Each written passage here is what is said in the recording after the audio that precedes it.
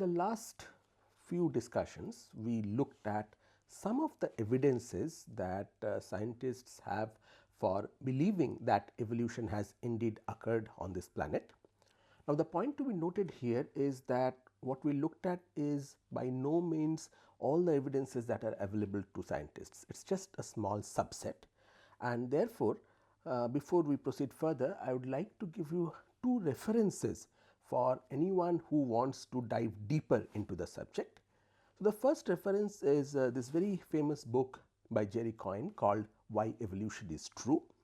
This is a book which is written primarily for the non-technical audience, and therefore, even if you are not in the field of biology, you can actually have a look at it. Fascinatingly written, very nice language. If you are in the field of biology and you want to have a slightly more detailed technical look, checking out the references for yourself, then the primary recommendation that I have is Douglas Theobald's 29 plus evidences for macroevolution. So, this is the link for that particular thing, for that particular website. It is a very detailed website. Point to be noted is that these two references are only for diving deeper into the subject. So, if you are not planning to do that, and if you only want to have sufficient information for the exams, then our previous discussions should be enough. Whatever information is given in these resources are only for your personal edification. Okay. So, now with this huge amount of evidence that is available to prove evolution, one would think that evolution is done and dusted, everybody should believe in it. But unfortunately, that is not really true, and there are various societies all over the world where some people, not everybody, and most importantly not the scientists, the non-scientists, many of them end up coming up with all kinds of objections to evolution. Now, these objections, a huge fraction of them are coming from the so called creationists or their close cousins, the so called intelligent design people. So, these are people who believe that evolution has not happened and somewhere there is a supernatural force, call it God, call it the designer, or call it the supreme being or whatever. And the objections they come up with, many a times they are simple word plays, many a time they are simple coming out of a lack of understanding of the basic process of science, but the point is that they refuse to die. And one of the reasons that they refuse to die is that sometimes, not always, but sometimes some of the objections are couched in highly scientific language, and therefore, people who have not looked into the topic, for them it looks as if it is very convincing. So, of course, there are many books on this particular topic. Forget about articles, there are like thousands of articles on various aspects of these objections. There is one resource to which I would like to guide you towards, which is again this talkorigins.org. So, if you go there, they have a very comprehensive list of the various objections that people often cite towards evolution, and what they also do is they give you the rebuttals to those objections, and so basically why scientists think that those objections are wrong, and most importantly both for the objection and for the rebuttal, mostly they also give you the corresponding references. So, you can actually go into the primary literature and satisfy yourself that whatever objection has been given, the way the objection has been put and the way the counter has been put is reasonably good. Now, the point is that in these in this particular site, there are hundreds of objections that are listed, out of which for the sake of this course we are going to consider only 5. Now, of course, you might ask why only 5, and there are a couple of reasons for that. Number one is, as I am telling you, the number of objections on this website numbers in hundreds, and therefore, we do not really have time to look at all of them in the context of this course. Second, that the counter to some of those objections will require you to have certain amount of knowledge about the process of evolution, something about natural selection, something about mutation, something about genetic drift and so on, and that is something that we are going to take up only in the later part of the course, and that is why those objections will be dealt when we reach the corresponding position, corresponding part in the syllabus. Now, what I have done is, as I said, I have picked up only 5 just to give you a sample of the kind of objections that are there, and some of these are also the ones that you often come up during your regular course of what you find in the popular literature and newspaper and so on. So, the first objection, I am sure most of you would have heard, is that evolution is just a theory and not a fact.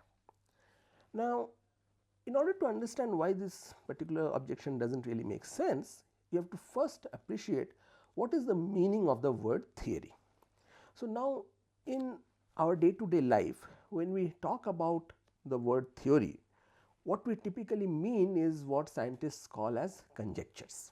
So, suppose there is a police inspector who is investigating a crime, and the person says that I think that, say, the butler has committed the crime, right. Now, in this particular case, what the inspector means is that they have a guess, educated guess, or sometimes it is not even educated guess, it is just a gut feeling, a hunch.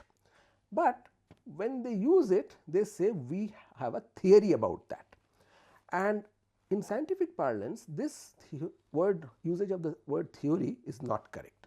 So, scientists will call this simply a conjecture.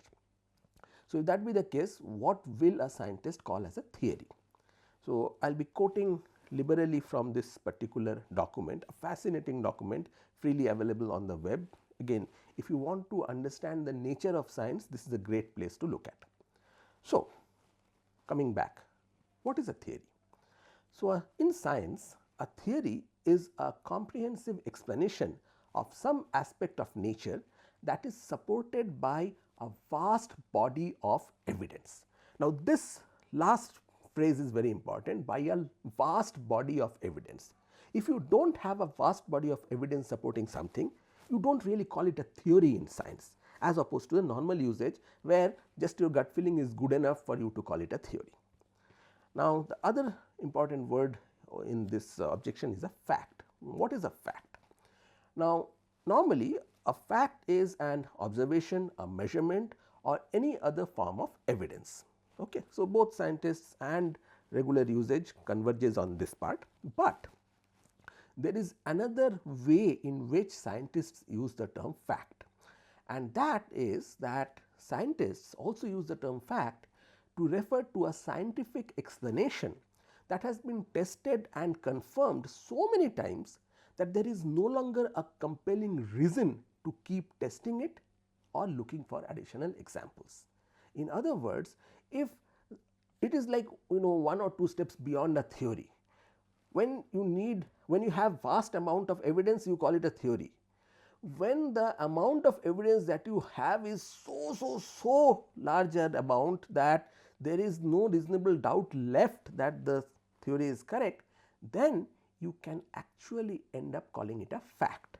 And it is in this context that the past and the continuing occurrence of evolution is a scientific fact. We ourselves looked at so many different strands of evidence that suggests that evolution has happened, right. And as I told you, we just looked at a small subset. I have already given you the list to a much longer set, right.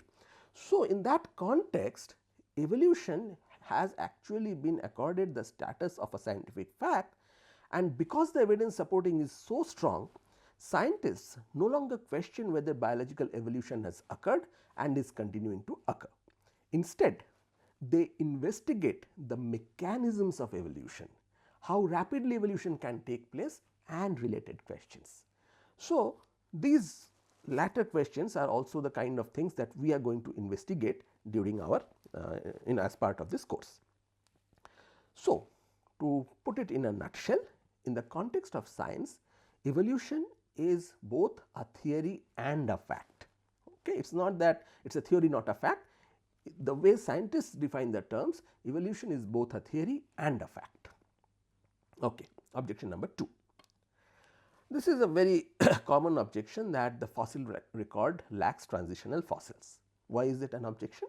Because Darwin said that all organisms evolved from pre-existing organisms over large amount of time, and therefore, the argument goes that for all existing lineages you should have an unbroken chain of fossil forms which should show you what those transitions are. If that is not there, then that is a proof that that kind of evolution did not even occur. What is the problem with this? As we have already seen that fossilization is a very rare process with very specific requirements. Therefore, one cannot really expect to find every single transitional form in every single lineage. It is just not going to happen. In spite of this, there are several transitional forms that have been unearthed by scientists. Some of these examples we have already seen. So, for example, we already looked at Archaeopteryx, which is a transitional form between theropod dinosaurs and birds. We have not looked at it, but a very important fossil form that has been discovered is that of the Tiktaalik. So, you know that at some point fishes, they came out of the water and went into the land, conquering the land. So, that is when the tetrapods, all those who have 4 limbs were developed, and this is a very major transition, and the fossil called Tiktaalik actually has properties of bony fishes. It is for all practical purposes it is a fish, but it has 4 limbs which the evidence, fossil evidence suggests it should have been able to use to lift itself up on hard surfaces, which obviously is the prerequisite for walking on the land. So, we have the Tiktaalik, and then as we already saw, we have transitional forms in several lineages, for example, the horse, the whales, and as we are going to see later in this course, also the humans. So, the property of transitional fossils that very much exists, and there are enough fossils in the fossil record to prove that transitional forms did exist at some point on this planet. So, again this objection does not really hold much water. Now, we come to the third objection, which is actually a very old objection nowadays couched in a new term, which is called irreducible complexity. So, the objection is simply that biological systems exhibit irreducible complexity, and irreducible complexity could not have evolved, and this proves that there has to be a designer in evolution. Now, what is irreducible complexity? So, if you remember when we were talking about the evolution of ideas in biology, then one of the people that we looked at was William Paley and his watchmaker analogy. So, what was Paley saying? Paley was saying that if you find a watch and you look inside the watch, you will see that there are many highly precise components which are communicating with each other, which are interacting with each other in a very precise way, such that you get a proper time, accurate time.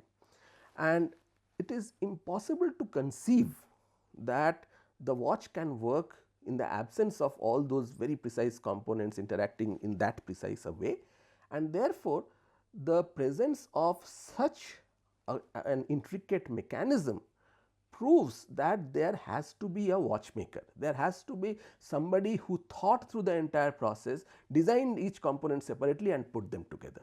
It is inconceivable that such an intricate mechanism can arise on its own. So, this is what is known as an argument by incredulity, right. This is something that could not have happened because I can't imagine it. Now, what is an example of this kind of a complex structure in biological systems? Well, there are thousands and thousands, but the one example that caught everybody's fancy, including that of Charles Darwin, was the eye. Now, this is the cross section of a human eye. Now, I do not know if you have ever come across this diagram or not. If you have not, it does not really matter. All you want to see over here is the fact that there are so many parts that are there in the eye, and all these parts need to be there in a particular orientation, they need to communicate with each other and they need to support each other, then and only then can the eye do its primary function, which is seeing. Of course, you also need the brain, but the primary function of gathering the light and communicating all those signals to the brain, that function can only be done if all these sub parts of the eye are functioning properly. So, people ask the question that how exactly can an eye, just like a watch, be put together or come to being through completely natural phenomena. So, why should that is why the eye is considered as an example, an evidence against evolution. Now, let me put it in the precise words in which intelligent designers put it. So, what I am doing is I am quoting from the work of this person called Michael Behe, who is supposed to be one of the most famous proponents of intelligent design. Okay, so I am giving you the arguments in his words, so that you can get it more precisely. So, what Behe says is, an irreducibly complex system cannot be produced directly by numerous successive slight modifications of a precursor system, because any precursor to an irreducibly complex system that is missing a part is by definition non-functional. Okay. So, this is exactly the watchmaker analogy, right. If you have a system which is such that the removal of even one part is going to make the system non-functional, then that system is what we call a irreducibly complex system. Now, such a system cannot possibly arise by natural selection. Why? Because since natural selection can only choose systems that are already working, then if a biological system cannot be produced gradually, it would have to arise as an integrated unit in one fell swoop for natural selection to have anything to act on, right. So, this part is a direct objection to Darwin's contention that any complex part could have arisen, and this is, I mean, here Behe is actually quoting Darwin. Darwin said that it could have arisen through numerous successive slight modifications of a precursor system. And Darwin says that if one can show that there exists a system which could not have arisen this way, then that will be taken as a very strong proof against the process of evolution by natural selection. And what people like Behe are saying is, structures like the eye, and they of course have some other examples also, structures like the eye could not have arisen through such a process simply because what good is half an eye. If you do not have one small thing, then the entire structure fails. That basically means that the structure could not have arisen except by some kind of a divine intervention. Now, how does one counter that?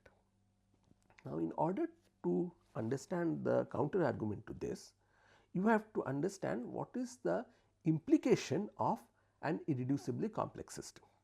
So, if a structure is indeed irreducibly complex, that essentially means you cannot find a simpler structure doing a similar function, right, or you, for that matter, you cannot find a simpler structure doing any function, because the whole idea is if one component goes, the entire structure fails.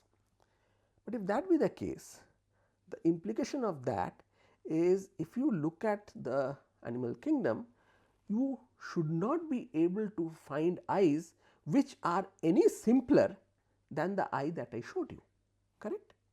Now, is this statement right? Do we or can we find other kinds of eyes in the animal kingdom? And turns out that the answer is a overwhelming yes.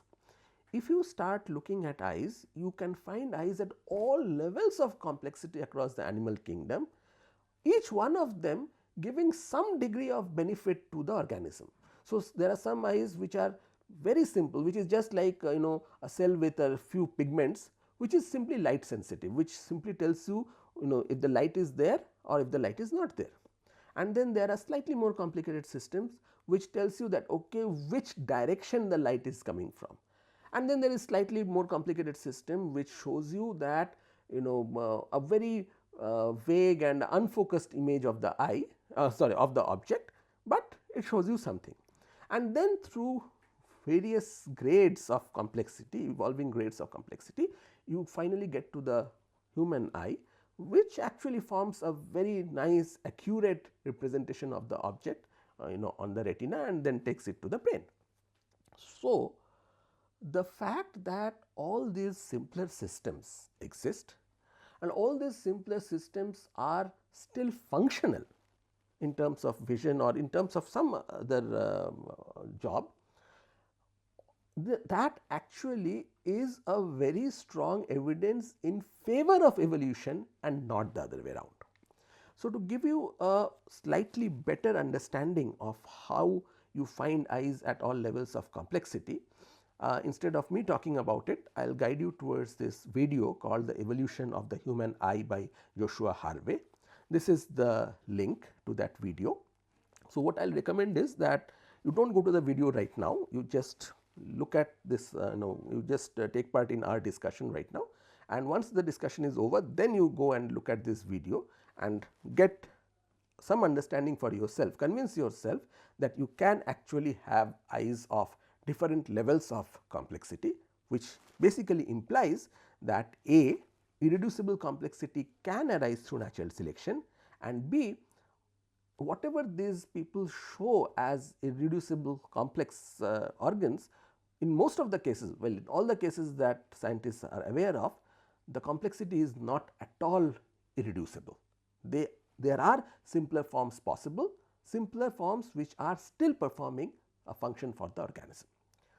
So, basically irreducible complexity is, according to the proponents of intelligent design, the biggest hurdle in front of evolution, but if you look at it in some detail, you will realize that irreducible complexity is not at all an issue. It does not really disprove evolution in any way. Then we go to what again in many places you will come across this one. Evolution violates the second law of thermodynamics, the law of entropy. How does it do so? So, according to the creationists, second law of thermodynamics states that the total entropy, which is a measure of how much disorder is there in a system, the total entropy of an isolated system which is not at equilibrium can only increase over time, right. And their argument is that evolution implies the development of increasingly complex and ordered living organisms from simpler forms, which means that the entropy in the system is decreasing, and therefore, evolution contradicts the second law. And of course, the second law of thermodynamics is a fundamental law of physics, and because evolution violates the second law of thermodynamics, evolution cannot possibly happen or could not have happened. Now, this particular objection actually has been looked at and thoroughly debunked by the physicists more than the biologists. So, I will quickly tell you what the debunking is. I mean, this is basically stemming from a lack of understanding of thermodynamics. So, if you look at the statement of the second law, it is applicable to closed systems. In other words, it is applicable only to those systems where there is no inflow or outflow of energy. Now, we understand that the earth is not such a system. In the earth, we are getting sun rays, we are getting energy in the form of sun rays, and we are emitting an enormous amount of heat outside to the space. So, for all practical purposes, I mean not all practical purposes, in reality we are an open system, and therefore, the second law of thermodynamics about entropy increasing does not even apply in our system. But then one can argue that okay, earth might be a open system, but the universe is not. The universe can be thought of as a closed system. So, is evolution leading to a reduction in entropy at the universe level? Great question. But then the problem is that if you look at the universe, we know that the total entropy needs to increase, but that does not mean that locally entropy cannot decrease. As a matter of fact, there are several examples all over the world where in the natural systems where local decrease in entropy is happening all the time. So, for example, if you take some water and you put it in the refrigerator and it freezes, it goes from a liquid state to a solid state, entropy has decreased. But does that mean it is violating the second law of thermodynamics? No. Similarly, if you take a single celled zygote which forms an embryo and then embryo at some point becomes a baby and then at some point the baby develops to become a full fledged adult, in all these cases what is happening? There is an increase in the orderliness. But is that violating the second law of thermodynamics? Absolutely no, because in all these cases the total entropy of the universe can be going up. It is due to the action of energy that you are able to locally reduce the amount of entropy that is there in the system. But as I said, the total amount of entropy in the universe has to be increasing. So, now the question that many people ask is that, is this what is happening for the earth? Can we really say that the total amount of entropy that is increasing in the universe due to the earth is, let us say, larger than the total amount of reduction in entropy due to evolution? Now, obviously, this will require you to measure the entropy reduction due to evolution, it will require you to measure the entropy increase in the universe due to the earth and so on and so forth. All those are obviously very difficult quantities to measure, but you can make some educated guesses and you can come up with order of magnitude back of the envelope calculation. So, that is the kind of calculation that physicists have done, and these calculations suggest, and I am quoting from the paper, the decrease in entropy required for evolution is so small that compared to the entropy throughput that would occur even if the earth were a dead planet or if life on earth were not evolving, the reduction in entropy would be so small that no measurement would ever detect it. Okay. So, that basically suggests that if you look at the throughput of entropy, how much reduction is happening on the planet earth and how much is increasing in the universe because of all the heat etcetera that we are emanating, we as in the planet earth is emanating into the universe. The amount that we give out, which basically means the amount by which earth increases the entropy of the universe, is way orders and orders of magnitude greater than the amount by which entropy reduces due to the evolutionary process. So, to put it simply, second law of thermodynamics has no problems whatsoever with evolution. That brings us to our fifth objection. This is the one that most people end up seeing most of the time in newspapers, which is the, or for that matter certain YouTube shorts, which is that no one has ever observed evolution or macroevolution or speciation and therefore evolution cannot be correct. I mean that way I have not observed my great grandfather, but saying that my great grandfather did not exist simply because I have not observed my great grandfather is probably not a great argument. However, let us look at this head on, let us see what exactly this is trying to say. So, the counter to this actually depends on how you think about evolution, whether you are thinking about evolution in terms of microevolution, the kind of evolution which is defined as change in trait values, or you are thinking in terms of generation of new species. Now, if you think in terms of microevolution, then there are tons of examples of observing that kind of evolution in the scientific literature. We ourselves talked about the industrial melanism case. We ourselves have seen how the COVID virus has evolved, going from one strain to another in front of our eyes. We have seen antibiotic resistance evolve in bacteria in front of our eyes over the last 4 or 5 decades. So, observing evolution in terms of changes in trait values, there are like enormous number of examples. What about evolution in terms of formation of new species? Now, turns out that again there are enormous number of examples available over there. So, we have already looked at the case of the primrose, the Primula cubensis. We are going to look at a few more cases as this particular course progresses. However, for those of you who want to have a list right away, I will strongly recommend that you look at that particular link. It is a dated one, I think it was compiled 2005 or something like that, 2005 or 2008, somewhere in that zone.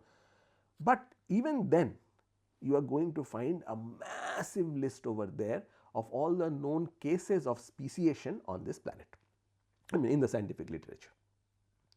So, to put it simply, evolution, speciation, whichever way you look at it, has been observed again and again and again in the literature. We really cannot say that nobody has ever observed those processes. So, that brings us to a very fascinating question, which is that if the evidences for evolution are so overwhelming, so why is it that a subset of the population, and when I say population I mean the general population, still refuse to accept it? Now, here the word general population is key, because if you look at scientists, scientists overwhelmingly accept that evolution has happened on this planet. There is no doubt over there. What scientists still quibble about when we, for example, discussed extended evolutionary synthesis and all that, is what are the mechanisms by which it happened, whether this mechanism is more important or that mechanism is more important. Okay. Nobody in the scientific world questions whether evolution has taken place or not. But if you look at people who are not trained as scientists, a small subset of that, well, I should not say a small subset, different subsets of that actually still end up objecting to it. Now, why that is so? Answering that question actually goes beyond the domain of science. It goes into the domain of culture, it goes into the domain of sociology, politics, and so on and so forth. One of the one of the things that we know is that there is a lot of variation across countries and there is a lot of variation across religions. So, lots of people think that people do not believe in evolution because of their religious beliefs. Why so? Because most religions have their own theory about how organisms came to be, and therefore, that is where the tension is. Very interestingly, it is not as black and white as that. Why? Because if you look at the religions of the world, many religions, or at least many subsects among the main religion, have actually explicitly put out statements saying that there is nothing in evolution which is contradicting our teachings. So, for example, if you look at the Roman Catholic Church, they have explicitly said that there is nothing which is contradicting, there is nothing in our teaching which is contradicting evolution. Interestingly, there are sects in Islam which have also simply announced, straight away announced, that there is nothing in the teaching which is contradicting evolution. If you look at the situation in India, in which for obvious reasons we are greatly interested, then it is very interesting. A 2018 survey across 12 states suggested that 68.5% of our population accepts evolution. This was not a very big survey, the sample size was relatively small, but still there are other surveys around the same time which gives you roughly similar figures. And if you look at how why the number is so high, so and if you look at how various religions in India and various philosophies in India have actually tackled the question of evolution, you find that by and large there has been an acceptance of evolution by the philosophers of India. So, for example, people who believe in the traditional Sankhya school of philosophy, in particular they find a lot of concepts which are congruent with the modern evolutionary theory. Specifically, Swami Vivekananda and Swami Sri Aurobindo, both of them incorporated evolution into their philosophies. So, the second reference by Gosling traces that very nicely. And people have suggested that the concept of the Shavatara or the concept of reincarnation, all these suggest that changes are possible in the living world, and this concept of change in living world is congruent with what Darwin was trying to say, that organisms change, and therefore fundamentally there is no conflict. Now, of course, if you look at the nitty-gritty details, the way change is being conceptualized in philosophy and the way change is being conceptualized in evolution are different, but the fundamental spirit still remains the same, and that is why there probably has never been a major conflict with evolution in India the way, for example, it has happened in the US.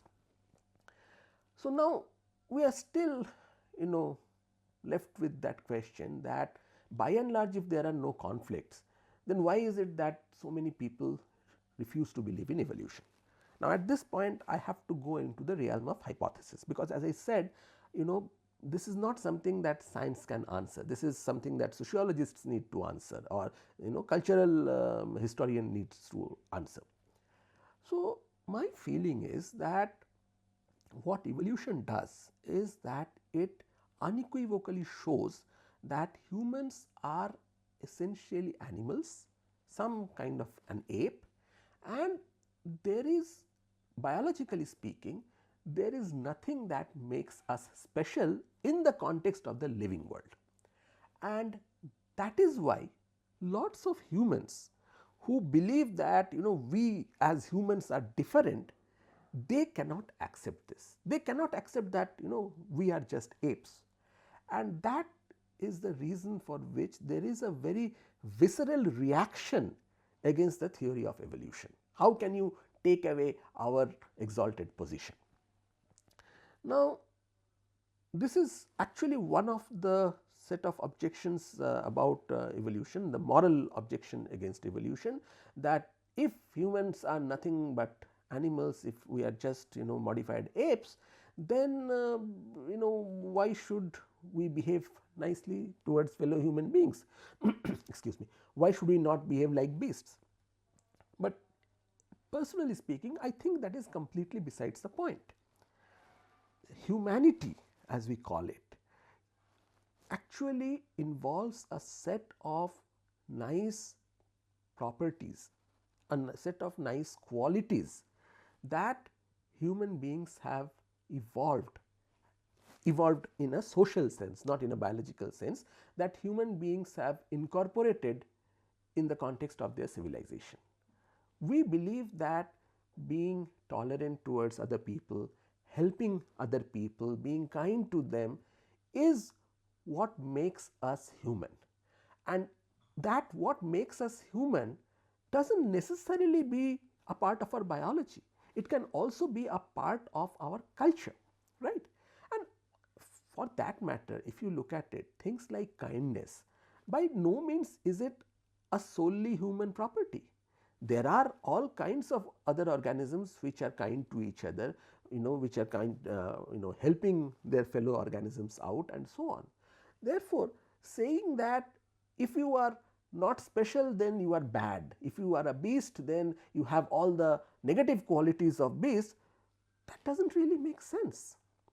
So, my personal viewpoint on this is that just because evolution or evolutionary biology tells us that we are very close relatives of the apes, that does not really take away any of our achievements, both moral achievements as well as sociocultural achievements that we have gathered as a species over the last thousands of years. If anything, it makes those achievements even greater, even more meaningful, because it says that even though we are beasts, look how nicely we have done, look how we have been able to rise above our mere biology and become organisms which have made a very disproportionate effect on the earth. Now, of course, some can argue that our effect on the earth is really bad, we are really causing global warming and all that stuff, but it is undeniable that within a space of what, about a million year or maybe million years or maybe less, human beings have had a massive effect on the earth to an extent that no other group of organisms, to the best of our knowledge, ever had. And that tells us that human beings have a massive capacity for progress, and this is what makes me happy as a human being, even though evolution tells us that we are no different. So, biologically we might not be different, but our culture, our morality is what has made us different, and there is nothing in evolutionary biology which contradicts these properties that we have as a species. So, anyway, so with that backdrop, we will now start looking at how the process of evolution works mechanistically, and that is what we are going to start when we meet next. Thank you.